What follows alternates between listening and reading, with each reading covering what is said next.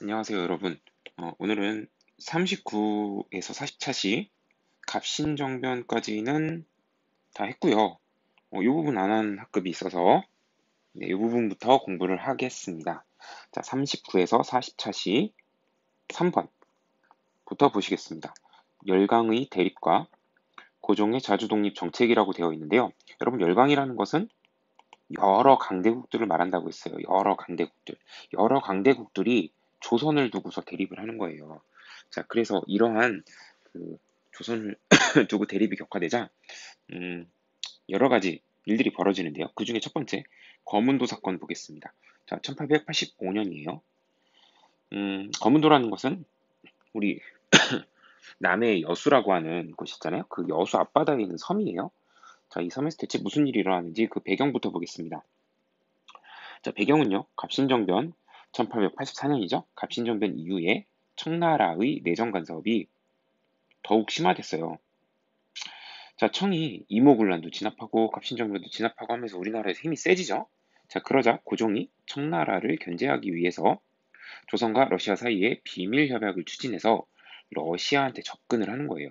그래서 러시아와 조선의 우호 관계를 강화시키려고 한 거죠. 즉, 러시아를 이용해서 어느 나라를 견제? 청나라를 견제하려고 했던 거죠.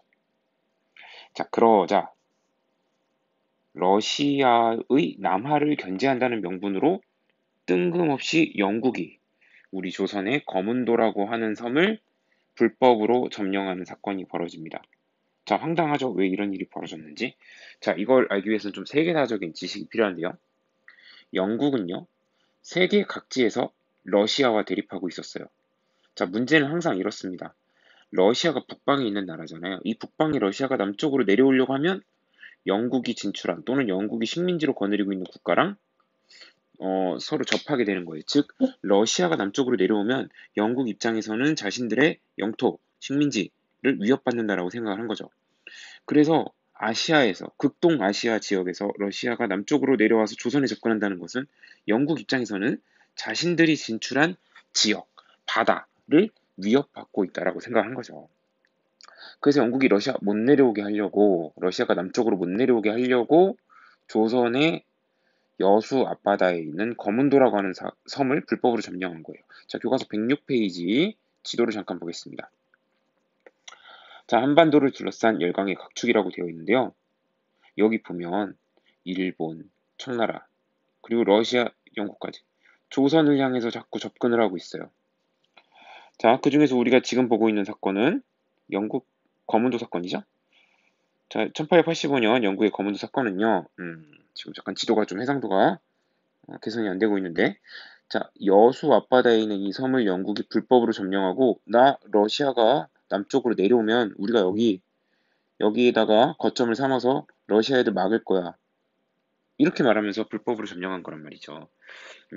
그러니까 우리 입장에서는 참 황당하죠. 우린 가만히 있는데 이 강대국들이 서로 조선을 두고서 조선이 무슨 맛집도 아니고 차지하겠다고 이렇게 겨루고 있는 상황인 겁니다. 자, 그래서 선생님은 사실 여수 하면은 여러분 여수 밤바다라는 노래 있잖아요. 버스커버스커에 그 여수 밤바다라는 노래가 이렇게 생각이 날 텐데 선생님은 그 여수 밤바다 하면은 항상 여수 거문도가 생각이 나요. 그래서 여수 밤바다 이 노래가 아니고 이렇게가 아니고 여수 거문도 이렇게 하면서 거문도 사건이 떠오릅니다. 그 노래만 들으면. 자, 그래서 우리가 불법으로 영토를 빼앗겼잖아요. 조선이 당연히 항의를 합니다.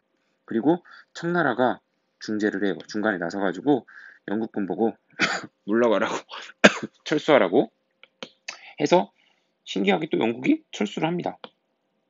자, 그러니까요. 거문도 사건은 어떻게 보면 되게 해프닝일 수 있지만요. 왜냐면 결국 영국이 돌아갔으니까요. 우리 입장에서는 그만큼 조선을 두고 여러 강대국들의 대립이 치열해지고 있다는 거. 그것도 위기의식을 느끼게 한 사건입니다. 자, 이런 사건을 겪으면서요. 조선을 중립국으로 만들자라는 주장이 제기가 됩니다. 교과서 106페이지 쪽나게 보고 오겠습니다. 자, 조선의 중립국화라고 되어 있는데요. 자, 말 그대로 조선을 중립국으로 만들자라는 의견입니다. 독일 사람인 부들러라고 하는 사람과 우리나라 사람 유길준이 이러한 주장을 제시를 했는데요. 학습지로 돌아올게요.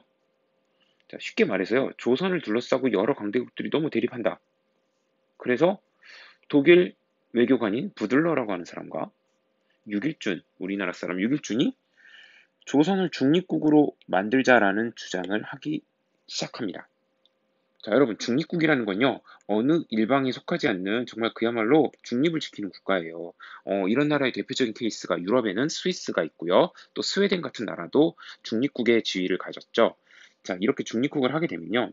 쉽게 말해서 나도 이 나라를 못 차지하지만 너도 이 나라를 차지할 수 없어. 즉, 이 나라는 그냥 내비두자 이런 겁니다. 자, 이거 되면 우리나라 좋을까요, 안 좋을까요? 너무 좋죠. 이렇게 되면 일본도, 청나라도, 러시아도, 영국도, 미국도 우리를 식민지로 만들 수가 없어요. 자, 그런데 문제는 이렇게 중립국이 되려면요, 외교적인 능력도 뛰어나야 되지만 그 국가가 힘이 있어야 돼요. 힘이 어느 정도 있고 정복하기, 식민지로 만들기 까다로워야 다른 나라들이 에이, 이 나라는 어렵다. 그냥 중립국으로 만들어서 다른 나라라도 차지하지 못하게 하자. 이렇게 협의가 되는 건데 우리 조선은 그러한 힘이 없었어요. 외교적인 능력도 부족했고요. 그래서 결국 주장으로만 끝나게 됩니다. 만약에 이게 현실화됐다면은 조선이 식민지가 안 될 수도 있겠죠. 그러니까 우리로서는 참 반가운 주장이지만 우리가 힘이 없었다라고 얘기할 수가 있고요. 교과서 106페이지 본문하고요. 107페이지 자료 보고 이 부분을 정리를 하겠습니다. 자, 교과서 106페이지 본문을 좀 볼까요? 이 부분이요. 자, 이렇게 조선을 둘러싸고 열강의 대립이 격화되고 있고 거문도 사건이 벌어진 그러한 상황에서 고종은 자주적인 개화 정책을 펼칩니다. 자, 내무부라고 하는 걸 설치해서요. 군사, 재정, 외교 등의 업무를 맡게 하였고요. 방문국이라고 하는 것을 설치하고요. 한성주보를 간행합니다. 방문국은 인쇄 출판하는 것이거든요. 여기서 신문을 만들었다라고 그냥 간단히 생각하시면 됩니다. 자, 화폐를 주조하는 전환국이라고 하는 기관도 만들었고요. 조세를 운반하는 전운국이라고 하는 것도 만들었어요. 전운국은 우리 쪽나기에 있는데요. 충청도, 전라도, 경상도 이 남쪽에 있는 세 개 도의 조세국 운반, 즉 세금으로 거둔 곡식을 운반하는 일을 담당했던 기구입니다. 자, 그리고요. 학교도 만들었는데요. 유경공원과 연무공원이라고 해서요. 학교를 만들고 외국인 교사 초빙하고 군사교관을 초빙해가지고 여기에서 유경공원에서는 영어 교육도 하고요. 연무공원에서는 이제 군사 교육도 하고 그랬어요. 자, 이렇게 막대한 비용을 들여 추진한 정부의 근대화 정책은 농민에게 많은 세금 부담을 주었다. 이 내용 그냥 가볍게 한번 여러분 봐주시기 바랍니다. 우리 학습지에서 전혀 나오지 않는 내용이라서요. 교과서에서 좀 확인했습니다. 자, 넘기고요. 107페이지 자료가 있는데요. 이 자료는 그렇게 중요하진 않아요. 그런데 중국의 양모운동을 이끌었던 이홍장이라고 하는 사람과 일본의 메이지 유신의 사상적 토대를 만들었던 후쿠자와 유키치라는 인물, 그리고 조선 개화 정책의 급진개화파의 대표 인물이라고 할 수 있는 김옥균, 이 세 사람의 주장을 각각 알아보는 겁니다. 자, 중국은요, 양모운동 때 우리 봤죠. 서양식 기계, 무기 만드는 기술, 이런 것만 배우자. 자, 그래서 서양식 기계를 모방하자, 제조하자, 뭐 이러한 주장입니다. 눈으로만 보시면 되겠고요. 후쿠자와 유키치는 일본의 문명 개화론을 이끌었던 사람인데요. 이 후쿠자와 유키치가 말하기에 일본은 아시아 수준을 뛰어넘어서 아시아에서 벗어나야 된다. 그리고 서양 문명국, 유럽과 미국 같은 서양 문명국과 어깨를 나란히 해야 된다. 그리고 조선과 중국을 대할 때도 같은 아시아 국가다 이런 생각하지 말고 서양인들이 이들을 대하듯이 좀 낮춰보자 이거예요. 즉 일본은 아시아의 수준을 뛰어넘었다. 이거를 걔네들은 탈아라고 하거든요. 아시아를 뛰어넘었다. 그래서 탈아론. 그리고 아시아를 뛰어넘고 서양, 유럽 수준에 이제 일본은 근접했다라고 주장을 했던 겁니다. 그래서 일본 사람들 이때 자기들이 되게 자부심이 많았어요. 자기들이 생김새는 동양인이지만 서양인과 다름없다. 유럽과 더 유사하다라고 생각하고 자부심을 가졌단 말이죠. 자, 김옥규는요. 상업, 산업, 문벌을 없앤 뒤 인재를 골라야 된다. 학교를 만들어야 된다. 인민의 지식을 깨워야 된다. 외국의 종교를 들여야 된다. 등등등 급진개화파의 주장. 약간 일본 문명개화론하고 비슷하죠? 자, 그러한 주장을 했다라는 거 그냥 눈으로만 한번 보시면 됩니다. 자, 넘어갈게요. 자, 학습지에 탐구활동 우리 이미 봤고요. 문제 풀어볼 거거든요. 문제 1분 드릴게요. 풀어보세요.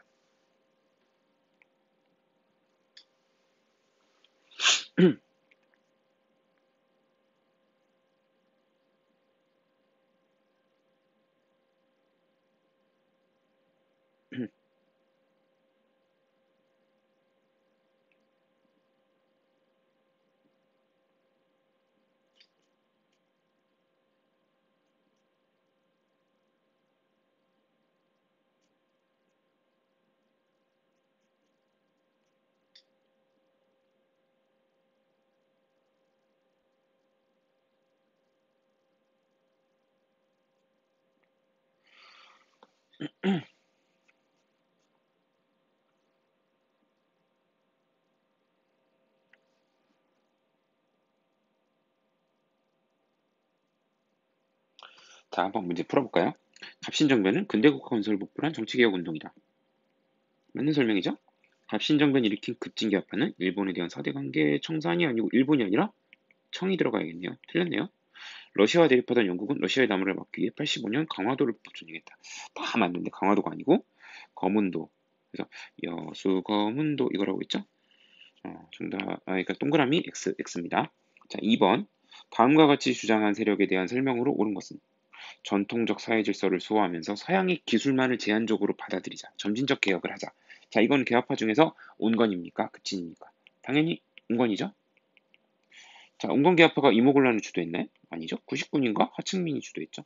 이학노, 최익현 이 사람들은 개혁파 자체가 아니고 무슨 운동, 위정척사 운동이랑 관련 있는 사람이죠.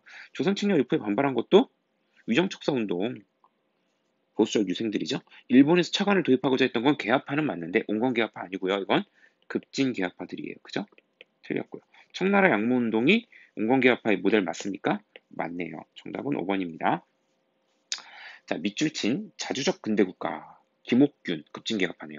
14개조 개혁정강 자주적 근대국가 건설. 자, 이거 무슨 사건이에요? 갑신정변이죠? 갑신정변에 대한 문제네요. 자, 그들이 꿈꿨던 나라 문벌을 폐지하고 인민평등권 보장하는 거 맞죠? 재정 일원화하고 지적법 개혁하는 거 맞죠? 땅에서 세금 내는 거 개혁하려고 했어요. 토지제도 개혁하여 백성생활 개선하고 이건 아니죠.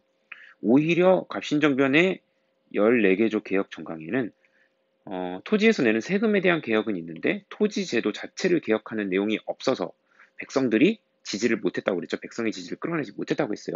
그러니까 이거는 틀렸네요. 정답이에요. 청에 대한 조공 폐지, 청과의 사대관계 청산 맞고요. 의정부 6조의 불필요한 관청 없애고 내각제도 맞아요. 자, 다음에 설명하는 조약이래요. 갑신정변 이후 청일 양국은 조선에서 군대를 철수하자. 미래에 조선에 군대 보낼 때는 상대국에게 미리 알리자. 자, 중국 텐진에서 체결된 텐진 조약이죠. 이렇게 정리를 했습니다. 자, 그러면 본격적으로 41에서 42차 시 한번 공부해 볼게요. 41에서 42차 시. 자, 동학농민운동에 대해서 공부를 할 건데요. 먼저 이전차 시 진단평가. 급진개혁파가 우정총국 개국 축하회를 이용하여 일으킨 사건은 갑신년이었어요. 84년. 갑신정변이죠. 글씨가 좀 이상해졌네요. 갑신정변. 또 나왔네, 이 문제. 갑신정변의 결과 청과 일본 사이에 체결된 조약은 중국 텐진에서 체결된 텐진 조약입니다. 자, 학습 목표 읽어보겠습니다. 소리내서 읽으세요. 시작. 자, 오늘은 그러니까 동학농민운동을 공부할 건데요. 동학농민운동 만만치 않아요. 내용 상당히 많습니다. 자, 다 못할 수도 있어요. 하는 데까지만 하겠습니다. 동학농민운동. 자, 동학농민운동은요, 동학이라고 하는 종교가 확산되면서 시작이 됩니다. 자, 동학의 확산과 교조신원운동이라고 했는데요. 자, 일단 교조신원운동은 조금 이따 자세히 알아보기로 하고요. 동학이 왜 이렇게 퍼졌는가, 확산이 되었는가, 그 내용입니다. 자, 영국에서 값싼 영국산 면직물이 국내로 조선으로 수입됩니다. 일본으로는 우리 곡식이 수출이 돼요. 개화 정책에 따라서 정부가 돈을 많이 쓰게 되니까 농민들 세금 부담이 증가해요. 자, 이러니까 결국 농민들의 삶이 어려워지는 거예요. 값싼 영국에서 공장에서 만든 면직물하고 우리나라 가내수공업이 경쟁해야 되니까 어렵겠죠? 일본으로 자꾸 쌀이 나가니까 쌀값이 올라요. 그리고 세금이 자꾸 많아져요. 자, 그럴 때 백성들의 삶이 어려우니까 동학이라고 하는 종교가 확산이 되는 겁니다. 자, 동학의 확산 관련해서는 위에 부연 설명이 하나 있어요. 자, 동학의 첫 번째 교주, 즉 첫 번째 교주는요, 최재우라는 사람이었는데요. 두 번째 교주가 되는 사람은 최시영이에요. 이 사람은요, 포접제라고 하는 동학의 조직을 만들어 가지고요. 이 조직을 정비하고 포교에 힘쓰면서 동학의 확산에 크게 기여하게 됩니다. 자, 109페이지. 포접제가 뭔지 잠깐 알아보고 오겠습니다. 자, 109페이지에 보면요. 포접제라고 나오는데요. 마을이나 군 단위로 접을 조직하고요. 수십 개의 접이 합쳐지면 포가 돼요. 자, 이것이 동학 포교의 기초 조직으로서 접의 우두머리는 접주라고 하고요. 접이 모인 포의 책임자는 대접주라고 합니다. 자, 이런 사람들 중에서 동학 지도자가 나온 거죠. 전봉준 같은 사람들도 접주로서 동학에 입도해서 세력을 키운 사람입니다. 자, 그런데 어, 동학이 확산되면서 교조신원 운동이라는 걸 한대요. 자, 교조신원 운동이 뭔지 역시 109페이지 본문에서 확인하겠습니다. 자, 109페이지 본문에 보면요. 이런 말이 나와요. 1892년부터 충청도 공주, 대전 옆에 있죠. 전라도 삼내 지역 등에서 교조인 최재우의 억울함을 풀어주고 포교의 자유를 요구하는 교조신원 운동이 벌어지게 됩니다. 자, 그런데 이게 무슨 말인지 조금 자세히 보겠습니다. 최재우는요, 동학을 만든 사람이에요. 그래서 그 종교의 할아버지, 교조라고 불리는데, 이 최재우가 사형을 당합니다. 백성들을 현혹시켰다라는 죄명으로 사형에 처해지게 돼요. 그러니까 동학이 확산되자 동학 교도들이 우리 동학의 창시자인 이 교조 최재우 억울하게 죽었다. 억울함을 풀어달라고 정부에 요청하는 거예요. 즉, 이 사람 쉽게 말해서 죽었지만 그 어, 뭐랄까요, 명예라도 복원을 시켜달라 이거죠. 억울하게 죽었다는 걸 정부 인정하라는 거예요. 그리고 동학 포교를 자유롭게 해달라. 즉 동학 인정해달라라고 요구하는 거예요. 자, 이러한 교조의 신원이라는 것은 억울함, 씻다. 억울함을 씻는 걸 신원이라고 하거든요. 교조의 억울함을 씻는 운동을 펼칠 때 이때는 동학이 종교적인 운동, 종교적인 요구를 한 겁니다. 그런데 1893년부터는 동학의 주장이 바뀌게 됩니다. 어떻게 바뀌냐? 이때부터는 종교적인 요구 외에 일본과 서양을 배척하는 정치적인 주장이 나오게 되는 거예요. 자, 이거는 나중에 다시 한번 보겠습니다. 일단은 교조신원 운동까지만 보고 돌아와서 자, 교조신원 운동이라는 거 뭔지 배웠죠? 자, 종교적인 요구를 했었는데 점차 정치적인 성격을 띠게 된다는 겁니다. 자, 그래서 다시 한번 교과서 한번 다시 한번 좀 봐야겠네요. 왜냐면 이거 안 봤어요. 자, 이렇게 종교적인 요구 외에 일본과 서양을 배척하는 구호가 나오는 등 정치적으로 이 동학의 성격이 변해갔던 그 집회들이 대표적인 게 충청도 보은과 전라도 김제에서 열린 집회입니다. 그래서 이 집회의 이름도 좀 밑줄을 쳐주세요. 그래서 이 내용은 학습지에 없어서 교과서에서 학습했고요. 학습지로 돌아오겠습니다. 자, 그래서 이제부터는 동학농민운동이 정치적으로 변하면서 동학교도들이 들고 일어나는 거예요. 세상을 바꾸는 거예요. 자, 첫 번째, 고부 농민 봉기라고 하는 것이 일어납니다. 자, 전라북도의 고부라는 곳에서 농민들이 들고 일어나는 거예요. 자, 곡창지대, 곡식이 풍부한 지대인 전라도 고부. 그 고부의 군수, 즉 수령, 그 지역의 우두머리예요. 조병갑이라는 사람이 있었습니다. 근데 이 사람은 정말 나쁜 사람이에요. 부정부패와 백성 수탈을 일삼았던 아주 나쁜 인물입니다. 그래서 우리 역사에서 되게 부정적인 인물들이 나오잖아요. 선생님도 이번에 딸 그 이름을 지으면서 느낀 건데, 이름 지을 때 선생님은 역사 공부를 했기 때문에 역사에서 부정적인 사람들 이름을 일단 지킵니다. 그래서 여러분 나중에 혹시 자녀 이름을 짓는데 병갑이라고 하면 동학농민운동 공부할 때 놀림 당할 수 있겠죠. 아이 저 조병갑이랑 이름 똑같다 이러면서 병갑아 하면서. 근데 좀 이상한 게 이 병갑이라는 사람은요, 그냥 이름만 들어도 약간 좀 나빠 보여요. 여러분, 조병갑이라는 훌륭한 위인, 뭔가 잘 안 어울리잖아요. 왠지 병갑, 조병갑 하면은 좀 나쁜 사람, 부정적인 사람 같은 느낌이 나요. 그래서 여러분도 역사 열심히 공부해가지고 역사에서 부정적인 사람은 나중에 그 자녀 이름을 지을 때 피하는 거예요. 그러면 자녀가 나중에 역사 공부하다가 친구들한테 놀림 받거나 기분 나쁠 일이 없겠죠. 그래서 우리가 또 역사를 열심히 공부해야 되는 이유가 있는 거예요. 역사 공부 열심히 안 했다가 나중에 자녀 이름을 병갑 괜찮다. 병갑이라고 하자 했다가 자녀가 역사 공부하다가 괜히 기분 나빠지는 순간이 오는 거죠. 그런 걸 막을 수가 있어요. 자, 교과서 109쪽 쪽나게 잠깐 볼 텐데요. 조병갑이 얼마나 나쁜 짓을 많이 했냐면 만석보 유집이라고 해서 여기 비석이 하나가 있어요. 지금도 있는 건데 이거 자체는 별로 중요하지 않습니다. 그냥 한번 편한 마음으로 보세요. 전라북도 정읍에 있는 건데요. 이 조병감은요, 만석보라고 하는 그 일종의 저수지를 쌓는 거예요, 이 사람이. 이 조병갑이 야 만석보라고 하는 저수지를 쌓아라라고 백성들한테 명령을 내리는 거예요. 근데 사실 그 지역에는 이미 저수지가 있었어요. 근데 농민들한테 다시 이거를 쌓도록 강제한 거예요. 그리고 이제 농민들이 이거 힘들게 쌓았더니 그 저수지에서 물을 이용할 때 물세를 내라라고 강요했어요. 그러니까 필요도 없는 저수지를 만들게 하고 거기에서 나오는 물을 세금을 내고 물세를 내고 사용하라 해가지고 그거를 자기가 다 착복한 거예요. 자기가 다 먹은 거예요. 그러니까 너무너무 나쁜 사람이죠. 자, 그래서 전라북도 지역의 동학 지도자였던 이 전봉준이라고 하는 사람이 고부 지역에서 농민 봉기를 시작을 하고 성공합니다. 그리고 조병갑은 도망가요. 여러분, 전봉준은 동학의 지도자 중에 제일 유명한 사람이죠. 녹두장군이라고 불렸던, 체구는 굉장히 작았지만 정말 큰 일을 해낸 사람이죠. 뭐 이 사람을 다룬 얼마 전에 드라마도 있었던 걸로 알고 있는데요. 자, 그런데 문제는 이 고부 농민봉기가 성공하고 나서요. 정부에서는 대체 무슨 일이 있었길래 이렇게 농민들이 들고 일어났냐 조사관을 보내요. 그 조사관으로 어떤 사람이 안핵사 이용태라는 사람인데요. 이거 좀 적어주세요. 안핵사라는 건 직책이고요. 이용태는 사람 이름이에요. 그런데 이 조사관이 또 백성들을 열받게 합니다.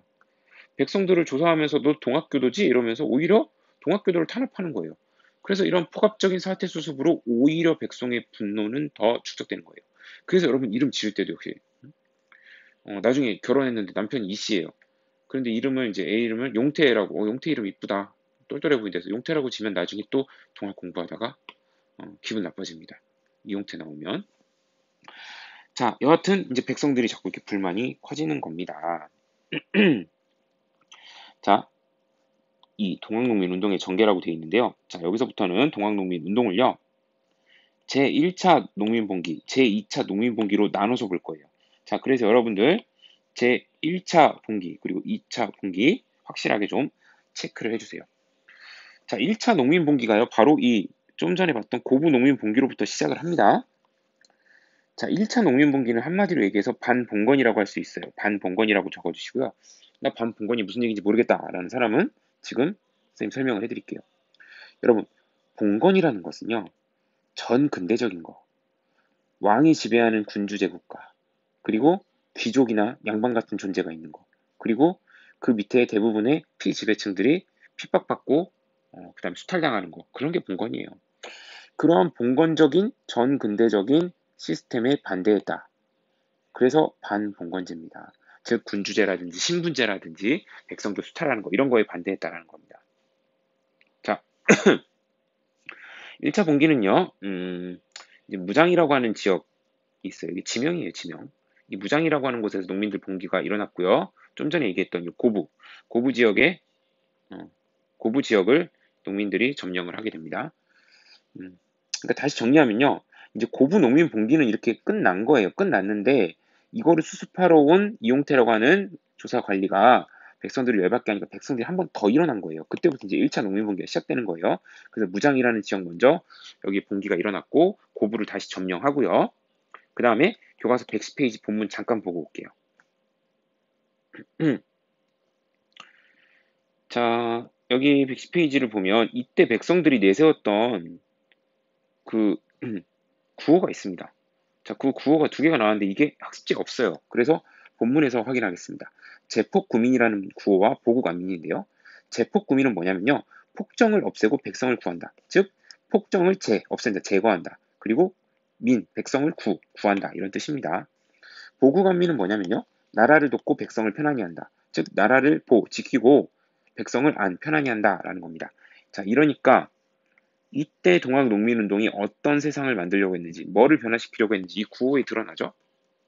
폭압적인 정치를 없애고 백성을 구한다. 나라를 돕고 백성을 편안히 여긴다. 편안히 한다.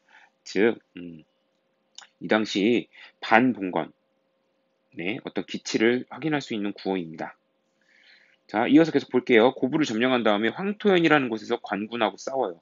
여기서 관군을 무찌릅니다. 그리고 정읍, 고창, 무장, 한평 등을 차례로 점령합니다. 그리고 황룡촌이라는 곳에서 역시 관군을 무찌르고요. 전주성은요, 되게 상징적인 곳이에요. 전주성은 이 전라도의 가장 중심 지역입니다.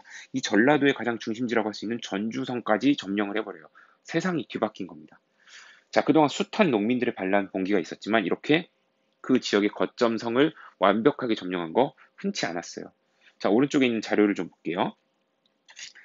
자, 1차 봉기 무장에서 시작됐고요. 고부 점령하고요. 여기 나온 지역들 차례로 다 점령합니다. 그리고 전주성까지 점령을 하는 거예요. 자, 다시 학습지로 일단 돌아올게요. 자, 그러자 이제 조정에서 정부에서는 야 이거 안 되겠다. 이거 농민군이고 장난 아니다. 막을 수가 없다. 그래서 전주성에서 화해를 하는 약속, 즉 이제 그만 싸우자라고 화해를 하는 약속을 체결합니다. 자, 그런데 정부는요, 이전에 이미 청나라한테 또 도와달라고 요청했어요. 이모군란 때도 청나라한테 도와달라고 했고요. 갑신정부 때도 청한테 도와달라고 했죠. 또 외세인 외국 세력인 청나라한테 군대 좀 보내서 동학농민운동 진압해 주세요라고 도움을 요청해 놓은 거예요. 자, 그래서 이런 일이 또 벌어집니다. 청나라 군대 그리고 일본 군대가 조선에 상륙하는 일이 벌어져요. 자, 우린 청나라한테 도와달라고 했는데 일본 니네는 왜 왔냐? 니네는 왜 뜬금없이 왔냐? 일본 텐진 조약 체결해가지고 청나라랑 한쪽이 출병하면 서로 알려주고 다른 쪽도 출병하기로 했잖아요. 그러니까 일본도 야 니네만 가면 안 되지. 우리도 갈 거야. 잽싸게 조선으로 상륙하는 겁니다. 자, 이러한 상황에서 일단 농민군과 정부군의 전주 화약이 체결되고 진행이 됩니다. 자, 이제 우리 그만 싸우자. 자, 그래서 전라도 각 지역에서 자치적인 농민의 개혁 기구인 집강소라고 하는 것이 만들어져요.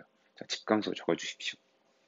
자, 그러니까 사실 이때 청나라한테 도움 요청 안 했으면, 청나라랑 일본군이 우리나라에 안 왔으면 농민군하고 정부군이랑 평화롭게 잘 화해하고 약속을 체결한 다음에 농민들 나름대로 스스로 개혁을 할 수 있는 기구, 집강소를 만들어서 개혁안을 잘 실천할 수 있었어요.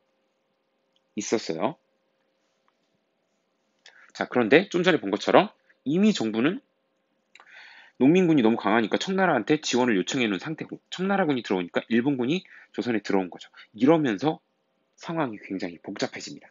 아주 복잡해져요. 자, 그 복잡해지는 건 조금 이따가 보도록 하고요. 자, 이 당시 상황 다시 한번 국내 상황을 정리하면 농민군은요. 패정개혁안, 즉 잘못된 정치를 개혁하는 개혁안을 정부에 제시를 했고요. 정부군은요. 전주화약을 맺고 이 패정개혁안의 일부를 받아들여요. 그리고 정부군은 전주성에서 물러난 거예요. 그래서 이때부터는 쉽게 말해서 전라도 지역은요. 이 농민군의 해방구가 된 거예요.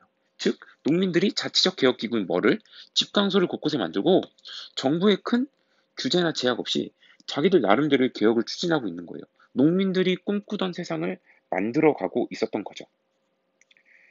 자, 그런데 이런 상황에서 상황이 복잡해집니다. 3번 먼저 학습하고 올게요. 3번 먼저. 자, 3번을 볼 건데 3번 보기 전에 교과서 한 번만 다시 보고 오겠습니다. 자, 왜 다시 교과서를 보냐? 동학농민군의 1차 분기 있잖아요. 자, 우리가 지금 내용을 끝까지 배웠잖아요. 전주하야까지. 근데 이거 순서도 기억하셔야 돼요. 동학농민군의 1차 분기. 죄송해요. 고부에서 먼저 농민분기 있었죠. 그 다음에 고부 농민분기를 수습하러 왔던 안핵사 이용태라고 하는 사람이 백성을 핍박하니까 다시 농민군이 일어납니다. 그게 1차 분기죠. 자, 그리고 전투를 순서대로 하면 황토현 전투가 먼저고 그 다음이 황룡춘 전투예요. 자, 그 다음에 농민군의 전주성 점령이고요. 그리고 나서 정부군과 전주 화약을 체결하죠. 요거 순서도 잘 기억하셔야 됩니다. 잊지 마세요.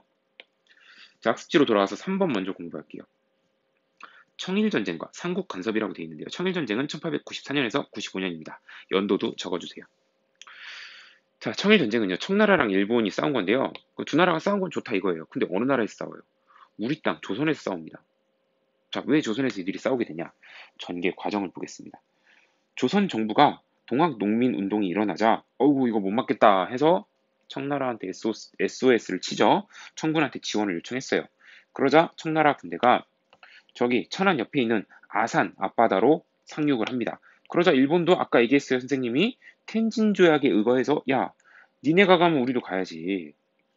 청나라 군대가 조선에 가면 우리도 가야 돼. 그래서 일본은 인천으로 병력을 파견해서 국내로 들어옵니다. 자, 이제 우리나라는요. 외국 군대가 두 나라의 외국 군대가 들어와 있는 상황이에요. 자, 그럼 이런 확률적으로 이 두 나라가 충돌해서 전쟁을 할 가능성이 높아지겠죠. 자, 그런데 이때 정부군은 이제 농민군하고 화해를 해보려고 전주화약이라는 걸 체결했다라고 했죠. 그러자 이제 조선 정부는 청나라한테 또 일본한테 요청하는 거예요. 저희 농민군하고 화해했고요. 잘 수습하기로 했습니다. 농민군이 원하는 대로 좀 개혁하기로 했으니까 이제 두 나라 군대는 그만 돌아가셔도 좋습니다. 왜냐? 더 이상 도움이 필요 없으니까 청나라 돌아가세요. 그리고 일본도 청나라 때문에 온 거 아닙니까? 돌아가세요라고 요구했어요. 자, 이렇게 요구하면서 정부는요, 여기 이거 추가로 적어주세요.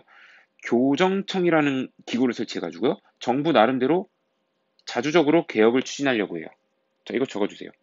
자, 조선 정부는 쉽게 말해서 전주화약 체결한 다음에 청나라 군대, 일본 군대 이제 돌아가 주세요라고 요청했고요. 내부적으로는 우리도 이제 스스로 개혁할 겁니다라고 하면서 교정청이라고 하는 개혁 추진 기구를 만들어 놓은 상태인 거예요. 자, 그런데 조선 정부가 돌아가 달라고 요구한다고 일본과 청나라가 쉽게 돌아가지 않습니다. 자, 오른쪽 한번 볼게요. 자, 일본은 청에게 조선의 내정 개혁을 우리 일본과 니네 청나라가 함께 지도하자. 지들이 뭔데? 우리의 그 자주적인 개혁 이거를 참견하겠다 이거예요. 자기들의 지도를 받아야 된다 이거예요. 자, 이거를 청나라 보고 같이 하자. 우리 조선을 같이 개혁시키자라고 제안을 하니까 청나라는 싫다라고 거부해요. 싫어. 우린 그런 거 안 할 거야. 그리고 일본 니네 자꾸 조선은 우리가 지금 어떻게 보면 보호하고 있는데 니네가 자꾸 조선에 오는 거 싫다. 니네 빠져라. 이렇게 얘기한 거죠. 그러자 일본은 느닷없이 조선의 왕이 있는 경복궁을 점령합니다. 그리고 왕을 위협해요. 그리고 아산만에 주둔하고 있던 청나라군을 선제 공격합니다. 자, 지금 일본이 한 행동은 아주 폭력적이고 아주 경우가 없는 행동이에요. 그러니까 애초에 일본이 우리 땅으로 왔을 때는 청나라를 물리치고 조선에 대한 주도권을 확보하겠다라는 명확한 목표가 야심이 있었던 거죠. 그래서 청나라를 공격하자 그때부터 청일 전쟁이 시작이 된 겁니다. 자, 교과서 110페이지 지도를 보고 볼게요. 자, 청일 전쟁 여기에 뭐 다양한 내용들이 나오는데요. 알 필요 없습니다. 알 필요 없고요. 그냥 이것만 볼게요. 청일 전쟁은 결과적으로 누가 이길까요? 일본이 이깁니다. 일본이 청을 압도해요. 특히 평양에서 청나라 군대를 몰아내면서 이때부터 완전히 전쟁의 그 주도권은 일본이 가져가게 됩니다. 그리고 여기에 리순, 다렌, 웨이, 하이웨이 이런 데는요 중국이에요. 이때 우리나라 한반도에서만 싸운 게 아니고요. 일본이 중국 영토까지 공격을 해가지고요. 여기저기 공격을 해서 청나라는 일본한테 침략을 당하게 되는 겁니다. 자, 학습지로 돌아올게요. 자, 결과는 청나라의 패배였고요. 이 결과 시모노세키, 일본의 시모노세키라는 곳에서 청나라랑 조약을 체결합니다. 그런데 이 시모노세키 조약은요. 일본 입장에서는 아주 좋은 조약이지만 청나라 입장에서는 정말 욕이 나오는 조약이에요. 진짜 괜히 시모노세키가 아니에요. 시모노세키, 이세키 할 정도로 청나라 입장에서 굉장히 불리하고 욕이 나오는 그런 말도 안 되는 조약입니다. 자, 왜 그러냐면요. 시모노세키 조약에는 중국의 랴오둥 반도와 중국의 타이완 섬을 일본한테 넘긴다라는 조항이 있고요. 막대한 배상금도 일본한테 지불해야 된다라는 조항이 있어요. 그러니까 잠깐 교과서 보고 오면 요 랴오둥 반도 있죠? 여기 일본한테 넘기고요. 여기 안 나와 있지만 타이완 섬, 대만 여기도 넘겨라 이거예요. 그리고 정말 천문학적인 보상금을, 배상금을 일본한테 내라. 그러니까 청나라 사람들 입장에서는 정말 진짜 이 새끼 시모노세키 나오겠죠? 자, 이렇게 말도 안 되는 조약을 체결하고 일본은 이걸 다 받아내려고 했어요. 그런데 뜻대로 되지 않습니다. 자, 러시아와 프랑스와 독일이 움직입니다. 이 세 나라, 이 3국이 간섭을 해요. 자, 러시아, 프랑스, 독일 세 나라는요, 일본이 한반도, 그리고 심지어 중국까지 진출하려는 거를 염려하고 있었어요. 그래서 이 세 나라가 힘을 합쳐서 일본을 압박하기 시작하는 거예요. 어떻게 압박하냐? 야, 일본, 니네 랴오둥 반도 그거는 청나라한테 돌려줘라. 그거 너무 심하다. 청나라한테 그거 토해내라. 그리고 여기 이 정도 나왔네요. 예. 랴오둥 반도를 청나라한테 반환하라 하니까 일본이 얼마나 열받겠어요. 어떻게 얻은 랴오둥 반도인데. 랴오둥 반도는 청나라로 대륙으로 진출할 수 있는 교두보거든요. 여길 다시 돌려줘야 되니까 일본이 얼마나 속이 쓰리겠습니까? 근데 돌려줬어요. 왜 돌려줬냐? 러시아, 프랑스, 독일이 힘을 합쳐가지고 압박을 하니까 일본도 좀 두려운 거예요. 이들하고 솔직히 전쟁을 할 수는 없잖아요. 이들하고 많이 전쟁하면 일본도 위험하잖아요. 자, 그래서 일본이 그나마 하나 받아낸 게 뭐냐면 대신 랴오둥 돌릴 테니까 청나라 님에 추가로 보상금 더 줘. 그래서 그거는 아주 알뜰살뜰하게 받아냅니다. 그러니까 일본은 아주 이때 그냥 배상금에 정말 맛이 든 거예요. 배상금 받으면은 엄청 부유해지고 그거 가지고서 개화 정책을 추진할 수 있거든요. 그 선생님이 이 당시 상황을 이렇게 한번 그림으로 그려봤어요. 자, 왜 그림을 그렸냐? 여러분, 러프독 나라 이름 앞으로 이렇게 앞글자 하나 이렇게 연결해 보면 러프독 영어랑 좀 비슷하지 않아요? 러프독. 러프독은 뭐 이런 말이 되는지 모르겠지만 그냥 무식하게 직역하면 러프 거친 개, 아주 거친 개. 선생님 요거 개예요, 개. 약간 고양이처럼 그렸네. 잘못 그렸다. 개를 그렸어야 되는데 내가 고양이 그렸나 봐요. 예. 개라고 생각하세요. 개예요. 멍멍. 어, 좀 수정을 하겠습니다. 너무 나 고양이라고 생각하고 여기 쥐를 또 그렸네. 선생님이 밤에 그려가지고 착각했나. 예.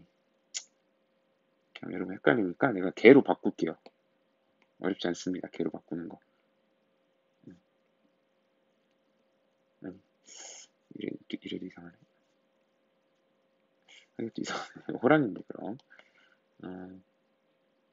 그래, 이렇게 그립시다. 자, 어떻게 해도 이상하네요.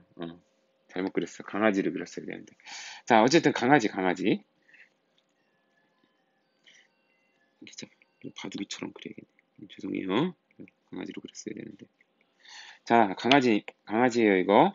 이 거친 강아지 러프독이 활활 지으니까 일본이 무서워가지고 도망가는 거예요. 자, 그러니까 여러분, 이 당시에 러프독 세나라, 거친 개가 일본한테 왕왕왕 지니까 일본이 거기서 이제 압박을 받고서 야오동 반도를 토해냈다. 이렇게 생각하시면 됩니다. 자, 열심히 그렸는데 별로 효과가 없네요. 네, 다음은 여기로 돌아와야겠죠? 제2차 분기 이어서 공부하겠습니다. 3번 배웠고요. 다시 제2차 분기입니다. 자, 제2차 분기는요. 아까 제1차 분기가 본건이었죠? 이제 반외세입니다. 즉 외국 세력, 특히 일본에 대한 그 반감, 이것이 두드러졌던 게 바로 제2차 분기입니다. 자, 좀 전에 3번에서 우리 청일전쟁 공부했잖아요. 자, 일본은요, 청과의 평양전투 승리 후 완전 승기를 잡았죠, 전쟁에서. 자, 그래서 이 일본군들이요, 동학 농민군을 진압하겠다는 계획을 세웁니다. 그러자 농민군들은요, 일본을 타도하겠다라는 기치를 내걸고 다시 봉기합니다. 자, 이때 이 지명 기억해 두세요. 대전에서 가까운 이 공주의 우금치라고 하는 고개에서 동학 농민운동군하고 조선의 관군, 그리고 일본군이 전투를 벌입니다. 자, 그런데 우리 관군과 일본군이 동학 농민군을 우금치라는 곳에서 거의 괴멸시킵니다.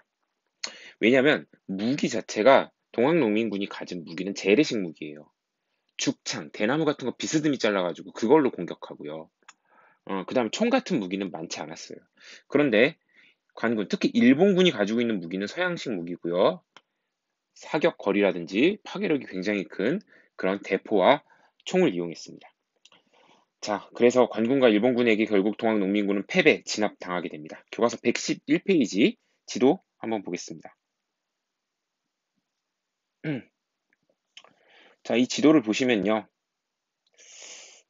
일본군이 상륙하고 청군이 상륙하고 일본군이 상륙하고 그리고 일본군이 상륙하자 인천으로 상륙한 다음에 일본군 경복궁 점령했던 일, 뭐 이런 일들이 교과서에 표시가 되어 있고요. 여기서 하나 봐야 될 건 뭐냐면 당시에 동학농민군은요, 이 남쪽 지역에 있는 아까 이게 동학의 조직이라고 했죠? 이 남쪽 지역에 있는 동학농민군이 있었고요.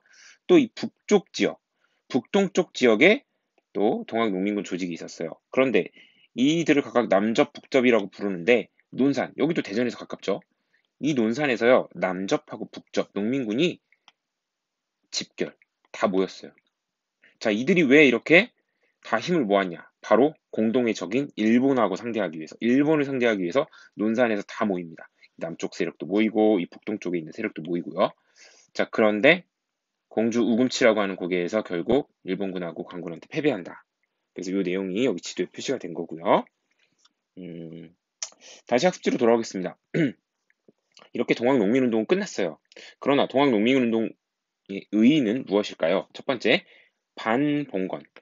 양반 중심의 신분 질서를 개혁하고자 했고요. 반침략, 일본 등 외세 침략을 배격했어요. 자, 그리고 농민군이 제시했던 이 패정개혁 기억나죠?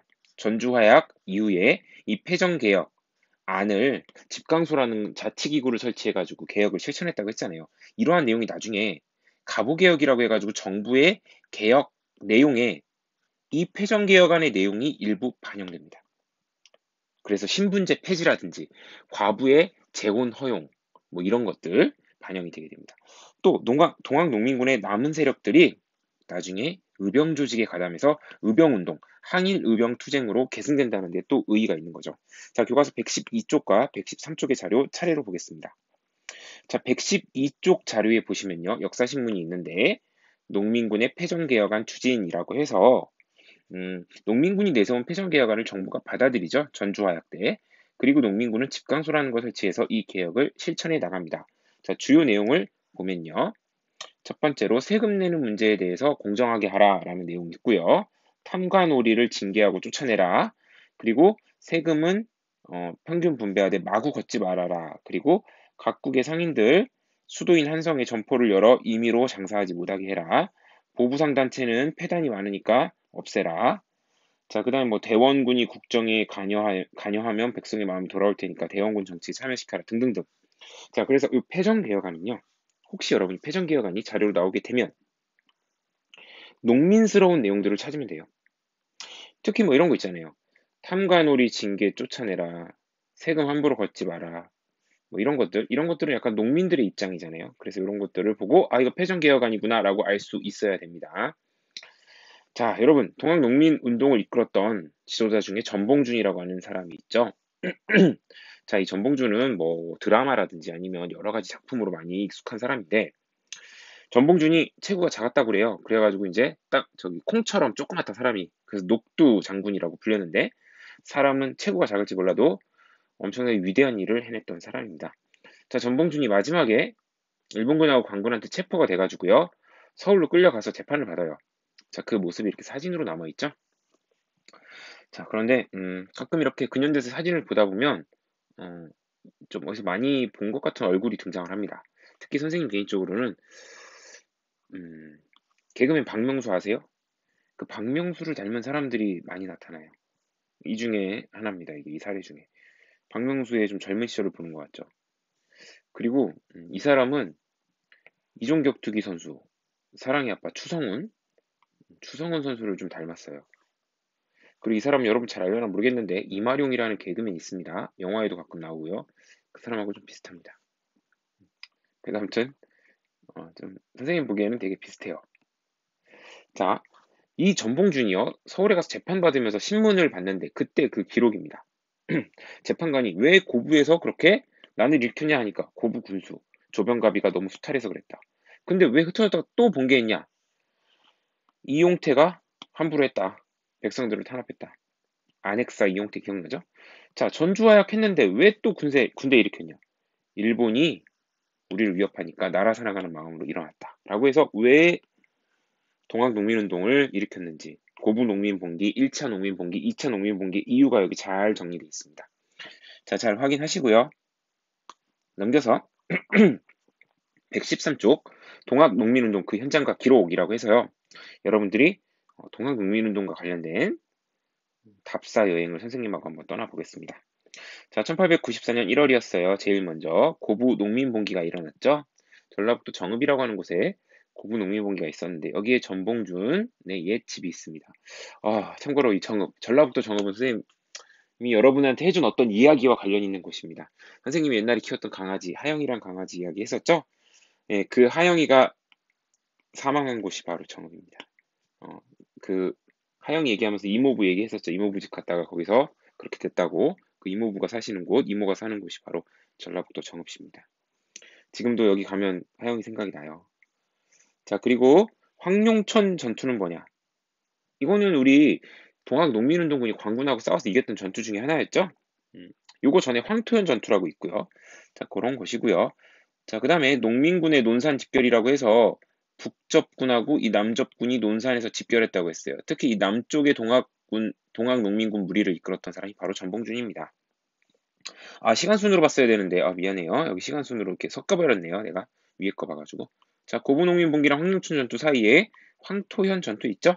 관군이 아니, 황토현 농민군이 관군을 기습 공격해서 큰 승리를 얻은 곳이고요. 자, 그 다음에 황토현 다음 황룡춘 다음 그 다음 전주화약이죠. 전주화약은요, 농민군이 전주성을 점령한 사건이죠. 여러분 전주는 여러분 가까워서 여행 많이 다니죠? 거기 가면은 전주 풍남문 한옥 마을 그 거리에서 조금만 오면 여기 이렇게 전주 풍남문 멋있는 거 있어요. 자, 그다음 마지막이 공주 우금치 전투죠. 이곳은 슬픈 곳이죠. 농민군이 아주 처참하게 관군하고 일본군한테 패배했던 곳입니다. 자, 이렇게 답사행 한번 했고요. 이 자료는 뭐 그냥 눈으로 쓱 한번 보시면 되겠습니다. 자, 그러면 이제 학습지로 돌아와서 문제 좀 풀어볼까요? 다음 자료를 보고 빈칸에 들어갈 알맞은 말을 써보자 라고 되어 있습니다. 자, 이거 아까 봤죠? 이거 순서 잘 기억해야 된다고 했어요. 농민군은 황토현 전투, 황룡천 전투에서 승리하고 전주성까지 함락시켰죠. 그런데 청군과 일본군이 조선에 상륙하자 농민군은 정부와 화해를 합니다. 자, 어디에서? 전주에서 화해하는 약속을 했다라고 해서 전주 화약이라고 하죠. 농민군의 패전개혁안이네요. 조세 얘기 나오고 탐관오리 쫓아내라. 세금 함부로 걷지 마라. 보부상단체 폐단 많으니까 없애라. 자, 여기 보면은 탐관오리 처벌, 조세개혁, 신분차별, 철폐 등 내용이 담겨 있는데요. 이러한 동학 농민군의 요구는 나중에 1894년 가보년에 가보개혁 뒤에 배울 거예요. 이 가보개혁에 영향을 주었고 일부 내용이 반영되었습니다. 자, 넘기겠습니다. 탐구활동은 함께 봤고요. 형상평가 문제를 풀어볼 텐데요. 시간 1분 드리겠습니다.